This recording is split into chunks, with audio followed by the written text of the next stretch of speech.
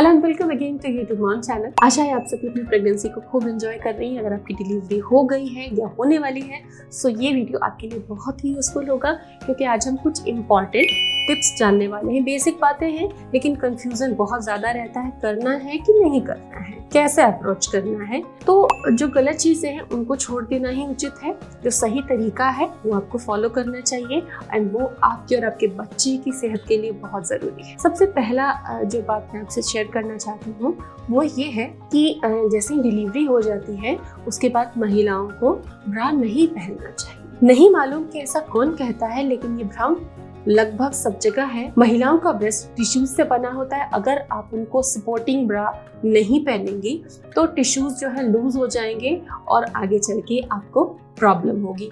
तो आपको proper size का, सही साइज का अंडरगारमेंट पहनना बहुत जरूरी है। आप फीडिंग ब्रा का इस्तेमाल कर सकते हैं अगर आप ब्रेस्ट फीडिंग मॉम है तो। दूसरी जो जरूरी बात, ये जिनकी नॉर्मल डिलीवरी होती है उनको ये डर रहता है कि डिलीवरी के बाद मेरी बॉडी में लूजनेस आ जाएगी, या फिर नॉर्मल डिलीवरी के बाद नेचुरली बॉडी में लूजनेस आती है। तो हमारा शरीर बहुत ही प्राकृतिक तरीके से वर्क करता है और धीरे धीरे वो नॉर्मल होता है। तो बॉडी को नॉर्मल होने के लिए आप कुछ एक्सरसाइज का सपोर्ट देना चाहिए, जैसे कि कीगल एक्सरसाइजेस। कीगल एक्सरसाइजेस करने से बच्चेदानी प्रोलैप्स, जो बच्चेदानी बाहर आती है, ये समस्याएं भी नहीं होती है। कम से कम दिन में 300 बार, यानी कि कुछ घंटे पे आपको बार बार कुछ सेट इस एक्सरसाइज के करने। 50-50 का सेट रख लीजिए, टाइम गैप फिक्स कर लीजिए। हिप्स को इस तरीके से खींचना है, फिर लूज छोड़ देना है, खींचना है और लूज छोड़ देना। इससे आपकी मसल्स अंदर की तरफ आएंगी, नॉर्मल होंगी, अंदर की तरफ आएंगी, नॉर्मल होंगी। तो इससे धीरे धीरे करके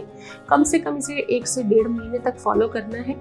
और ऐसा करने से धीरे धीरे कीगल एक्सरसाइजेस से आपकी वजाइनल मसल्स में टाइटनिंग नेचुरली आ जाएगी। डिलीवरी के बाद जो एक काम से आपको बहुत बच के रहना है वो है कॉन्स्टिपेशन। पपीता, पका हुआ पपीता, कच्चा पपीते की भी सब्जी आप खा सकते हैं। पका पपीता आप दिन में सुबह या शाम को ले सकते हैं। खीरा रेगुलर आप यूज करें।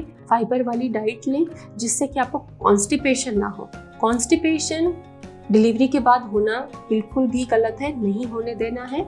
अच्छा आहार लेना है। इसके अलावा कई घरों में देखा गया, कई लोग कहते हैं डिलीवरी के बाद पानी कम पीना है। पानी कम नहीं पीना है, पानी कम मात्रा में, लेकिन बार बार पीना है और पर्याप्त ही पीना है। एक बार में ज्यादा पानी नहीं पीना चाहिए, आपको थोड़ा थोड़ा पीना चाहिए, सिप सिप करके पीना चाहिए, हल्का गुनगुना पानी पीना चाहिए, लेकिन पर्याप्त पीना चाहिए।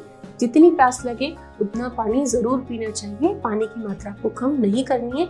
डिहाइड्रेट होंगी तो ब्रेस्ट मिल्क प्रोडक्शन कैसे होगा? ब्रेस्ट मिल्क अपने आप में तरल है और ये बिल्कुल लॉजिकल बात है कि माँ अगर दूध पिलाएगी उसके बॉडी में फ्लूइड तो होना चाहिए जिससे कि ब्रेस्ट मिल्क का प्रोडक्शन हो। इसलिए पानी की मात्रा पर्याप्त लेना बहुत ज्यादा जरूरी है। और लास्ट इंपॉर्टेंट बात कि ब्रेस्ट फीड कब से करवाना शुरू करें। 2-3 दिन तक अगर आप ठीक नहीं हो पा रही हैं, बेड से नहीं उठ पा रही हैं, सी सेक्शन हुआ है और पेशाब की ट्यूब लगी हुई है तो आप उठ नहीं पा रही, तो क्या ब्रेस्ट फीड नहीं होगा? जी नहीं। डिलीवरी होने के बाद जैसे ही बच्चा आपके पास आता है आपको ब्रेस्ट फीडिंग स्टार्ट करना है। ब्रेस्ट फीडिंग का कोई शुभ मुहूर्त नहीं होता। जैसे ही बच्चा आपको मिलता है, सारी जांच के बाद आपको ब्रेस्ट फीड की कोशिश शुरू करनी है। ब्रेस्ट फीडिंग एक प्राकृतिक प्रक्रिया है। जब तक बच्चा सक नहीं करेगा दूध नहीं बनेगा। इसलिए आपको बच्चे को सकिंग सिखाना होगा। कुछ दिन सिखाना होगा। जब बच्चे से दूध मिलने लगेगा बच्चा खुद ब खुद पिएगा। जब तक बच्चा ब्रेस्ट फीडिंग नहीं स्टार्ट कर देता उसे बॉटल बिल्कुल भी ना पकड़ाएं। आशा करती हूँ इन चीज़ों को आप जरूर फॉलो करेंगी। Hope it helps you. Stay tuned.